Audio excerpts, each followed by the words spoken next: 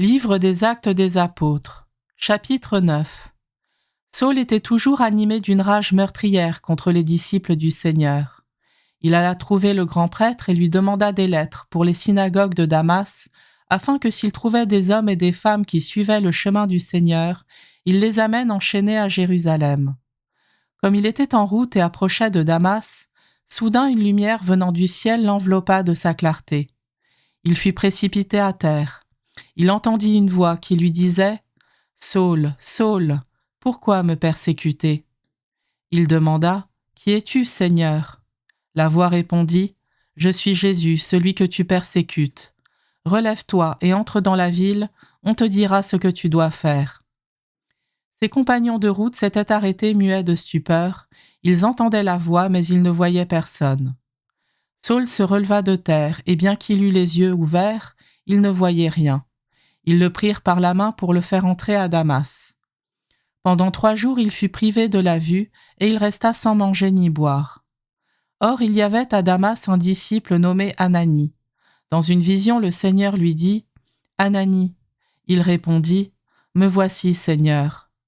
Le Seigneur reprit « Lève-toi, va dans la rue appelée rue droite, chez Jude. Tu demanderas un homme de Tarse nommé Saul. Il est en prière et il a eu cette vision.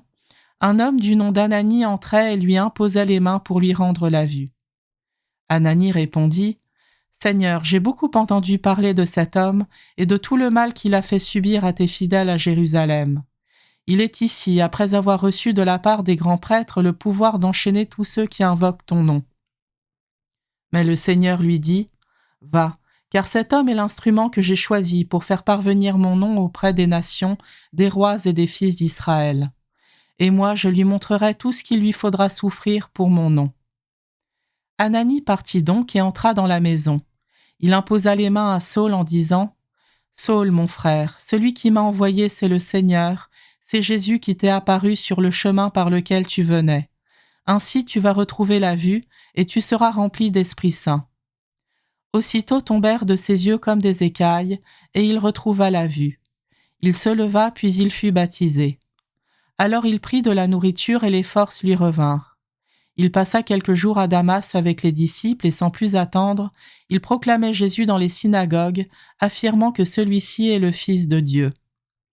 Tous ceux qui écoutaient étaient stupéfaits et disaient « N'est-ce pas lui qui à Jérusalem s'acharnait contre ceux qui invoquent ce nom-là, et n'est-il pas venu ici afin de les ramener enchaînés chez les grands prêtres ?»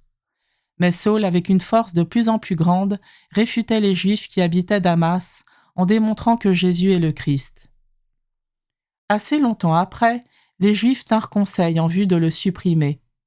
Saul fut informé de leurs machinations. On faisait même garder les portes de la ville jour et nuit afin de pouvoir le supprimer. Alors ses disciples le prirent de nuit, ils le firent descendre dans une corbeille jusqu'en bas de l'autre côté du rempart. Arrivé à Jérusalem, Saul cherchait à se joindre aux disciples, mais tous avaient peur de lui car ils ne croyaient pas que lui aussi était un disciple. Alors Barnabé le prit avec lui et le présenta aux apôtres.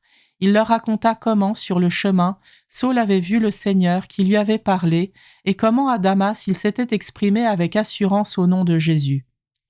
Dès lors, Saul allait et venait dans Jérusalem avec eux, s'exprimant avec assurance au nom du Seigneur. Il parlait aux Juifs de langue grecque et discutait avec eux, mais ceux-ci cherchaient à le supprimer. Mis au courant, les frères l'accompagnèrent jusqu'à Césarée et le firent partir pour Tarse. L'Église était en paix dans toute la Judée, la Galilée et la Samarie. Elle se construisait et elle marchait dans la crainte du Seigneur. Réconfortée par l'Esprit Saint, elle se multipliait. Or, il arriva que Pierre, parcourant tout le pays, se rendit aussi chez les fidèles qui habitaient Lod. Il y trouva un homme du nom d'Énéas, alité depuis 8 ans parce qu'il était paralysé.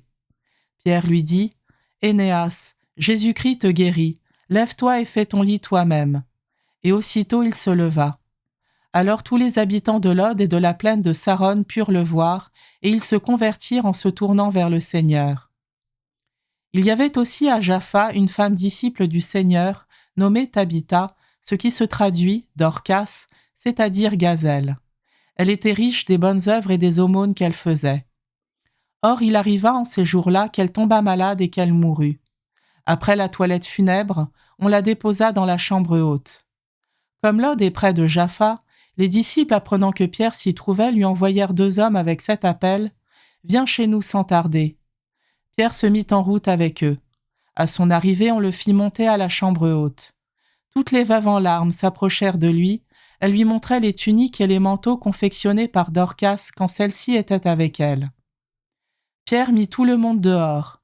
Il se mit à genoux et pria, puis il se tourna vers le corps et il dit : « Tabitha, lève-toi. » Elle ouvrit les yeux et voyant Pierre, elle se redressa et s'assit. Pierre, lui donnant la main, la fit lever. Puis il appela les fidèles et les veuves et la leur présenta vivante. La chose fut connue dans toute la ville de Jaffa et beaucoup crurent au Seigneur. Pierre resta assez longtemps à Jaffa, chez un certain Simon qui travaillait le cuir.